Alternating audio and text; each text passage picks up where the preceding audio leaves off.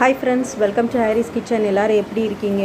இன்றைக்கி நான் இங்கே நாட்டுக்கோழி வாங்க வந்திருக்கேன். இது நான் அந்த சிக்கன் கடை தான். இங்கே நம்ம கோழி எவ்வளோ வேணும்னு கேட்கமோ உயிரோடையே அதை வெயிட்டு போட்டு அதுக்கப்புறமேலு நல்லா வாட்டி மஞ்சள் போட்டு நம்மளுக்கு நீட்டாக நம்ம கேட்குற மாதிரி கட் பண்ணி கொடுத்துருவாங்க. அதனால தான் இங்கே வாங்கிட்டு போவேன். நாட்டுக்கோழி எப்போவுமே இங்கே நல்லா நீட்டாக இருக்கும். நமக்கு ஏற்றாப்புல நல்லா வெட்டி தருவாங்க. இது அம்மா வீட்டுக்கு தான் நான் வந்திருக்கேன். இது பின்பக்கம். எனக்கு இங்கே ரொம்ப பிடிச்சது இது தான். ஏன்னா வெளியில் உட்காந்து பாத்திரம் கழுவுற இடம் இது. பாத்திரம் கழுவி அங்கே வச்சிடலாம். அப்படியே அந்த மழையில் பெஞ்சிச்சுன்னா அது தண்ணி விழுந்துக்கிட்டு அந்த ஏத்தாப்பில் லைட்டாக குருவி இது. அது போக விறகடுப்பு, வெளியில் ஒரு ஸ்டவ் வச்சுருப்பாங்க, கிச்சனுக்குள்ளேயும் இருக்கும். ஆனால் மேக்ஸிமம் வெளியே தான் இருப்பாங்க சமைக்கிறதுக்கு. ஏன்னா அவங்களுக்கு அந்த விறகடுப்பு அதில் தான் சமைக்க பிடிக்கும். நமக்கு அந்த குடுப்பனை இல்லை.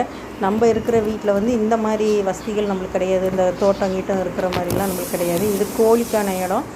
இது மழை பெஞ்சிருக்கு, அதனால் சகஜான் இருக்குது. உங்களுக்கு சகதி மாதிரி இருக்கும். மேலே இது கிரேப்ஸ் கொடி, பச்சை திராட்சை அந்த கொடி மேலே போயிருக்கு. 2-3 இருந்துச்சு, ஆனால் எனக்கு எடுக்க முடியல ஹைட்டாக இருந்தனால.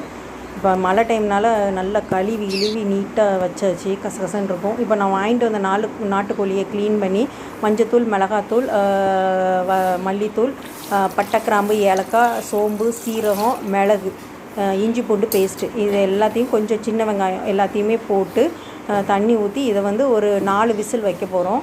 ஏன்னா இது நாட்டுக்கோழி ஃபஸ்ட்டு தனியாக வேகணும், அப்போ தான் நல்லாயிருக்கும். தேவையான அளவு உப்பு போட்டுக்கோங்க. இதை மூடி இதை நம்ம இப்போ 4 விசில் வர வரைக்கும் இதை வேக வச்சிடலாம்.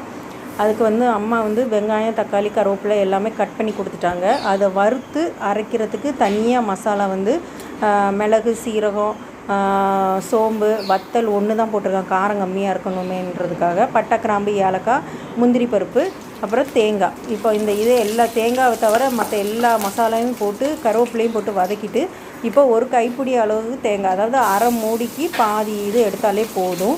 ரொம்ப போட்டால் ஒரு மாதிரி ஆயிரும், கெட்டு போயிடும் சீக்கிரமாகவே. அதையும் போட்டு நல்லா வதக்கிக்கோங்க.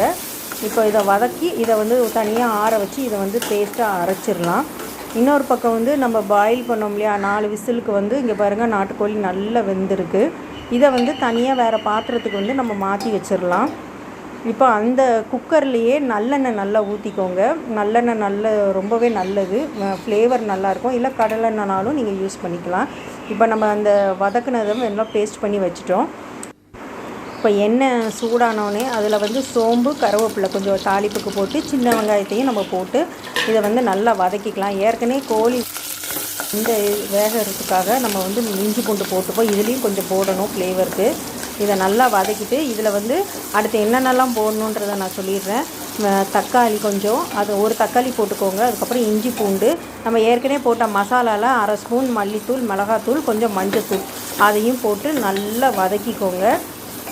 லைட்டாக மசாலா ஏற்கனவே அதுலேயும் ஆட் பண்ணியிருக்கோம், அதனால் இதில் கொஞ்சம் மசாலா மட்டும் போட்டு நல்லா வதக்கிட்டு இப்போது நம்ம வேக வச்ச இந்த நாட்டுக்கோழியை இதில் அந்த தண்ணியோடு இதில் நம்ம ஊற்றிடலாம். இப்போ இதை நல்லா மிக்ஸ் பண்ணிக்கோங்க. உப்பு எல்லாமே பார்த்துக்கோங்க. இப்போ அரைச்சி வச்சுருக்க தேங்காய் பேஸ்ட், அது கொதி வந்தோடனே தேங்காய் பேஸ்ட்டை இதில் ஆட் பண்ணிக்கோங்க.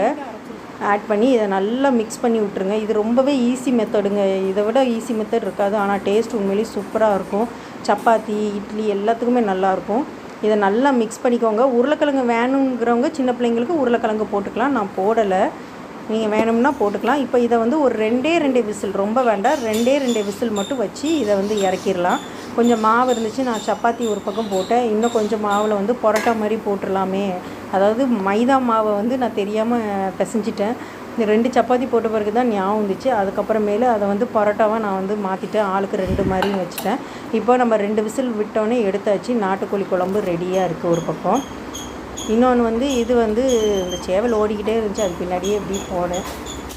இந்த வீடியோ உங்களுக்கு பிடிச்சிருந்துச்சுன்னா லைக் பண்ணி, கமெண்ட் பண்ணி, ஷேர் பண்ணுங்கள். மறக்காமல் சப்ஸ்கிரைப் பண்ணி பெல் ஐக்கானை கிளிக் பண்ணுங்கள். இந்த மாதிரி கார்டனில், இந்த மாதிரி தோட்டத்தில் பச்சை பச்சையும் செடி வச்சு எத்தனையோ பேருக்கு இருக்கிறதுக்கு ரொம்பவே பிடிக்கும். எனக்கு பர்சனலாக ரொம்பவே பிடிக்கும். ஆனால் நான் இருக்கிற இடத்துல இந்த மாதிரி இட வசதிகள் கிடையாது. ஏன்னா அடுத்தடுத்து வீடாகவே இருக்கும். அதனால் இந்த மாதிரி தோட்டம் கிட்டலாம் வச்சு நமக்கு இருக்க முடியாது. விறகடுப்பெல்லாம் வச்சு சமைக்கிறது அந்த மாதிரிலாம் நமக்கு கிடையாது. ஆனால் இங்கே வந்தாலே எனக்கு வந்து ரொம்ப பிடிச்ச இடங்கள் வந்து இதுதான்.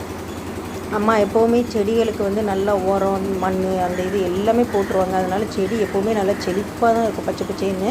இது பெருசாக இருக்கும், நிறைய இருக்கும். செடி வந்து கொஞ்சம் கட் பண்ணி விட்டுருவாங்க. கட் பண்ண தான் அது நல்லா வளரும்னு சொல்லி அடிக்கடி அதை வந்து கட் பண்ணி குரூம் பண்ணுவாங்க. அந்த மாதிரி பண்ணி விட்டுருவாங்க. இது பூ நல்லா பூக்கும் பார்த்துக்கோங்க. இது சாமி படத்துக்கு அந்த மாதிரி ரோஸ் பூ அந்த இதெல்லாம் அந்த சைடு இருக்குது தனியாக. வீட்டுக்கு ஃப்ரண்ட்டில் வரும். புதினா எல்லாமே அங்கே தான் வச்சுருந்தாங்க. இது நம்ம செம்பருத்தி. இதுவும் அந்த மலைக்கு இந்த தண்ணிலாம் பட்டு அந்த பச்சை பச்சைன்னு பார்க்குறதுக்கு அவ்வளோ அழகாக இருந்துச்சு. அந்த இலையில் தண்ணிலாம் விழுறது அதெல்லாம் பார்க்கவே ரொம்ப அழகாக இருந்துச்சு இந்த இடம். இப்போது நம்ம வீட்டில் செஞ்ச பரோட்டா வந்து ரெடி ஆகிட்டு, எனக்கு தெரிஞ்ச அளவுக்கு நான் பரோட்டா போட்டிருக்கேன். அதுபோக நாட்டுக்கோழி குழம்பு ரெடி. இதே மாதிரி நீங்கள் இட்லி, தோசை, சப்பாத்தி, சாதத்து கூட நீங்கள் இதை வச்சு சாப்பிட்லாம். டேஸ்ட் உண்மையிலே நல்லாயிருக்கும். கண்டிப்பாக நீங்கள் இந்த ரெசிபியை வந்து ட்ரை பண்ணி பாருங்கள். நம்ம வெளியில் வாங்குறத விட வீட்டிலே இந்த மாதிரி சிம்பிளாக நம்ம செய்யும்போது ஹெல்த்தியாக இருக்கும், நம்மளுக்கு ஆரோக்கியமாகவும் இருக்கும். கண்டிப்பாக ட்ரை பண்ணுங்கள். உங்களோட ஃபீட்பேக்கை கமெண்ட் செக்ஷனில் ஷேர் பண்ணுங்கள். Thank you friends.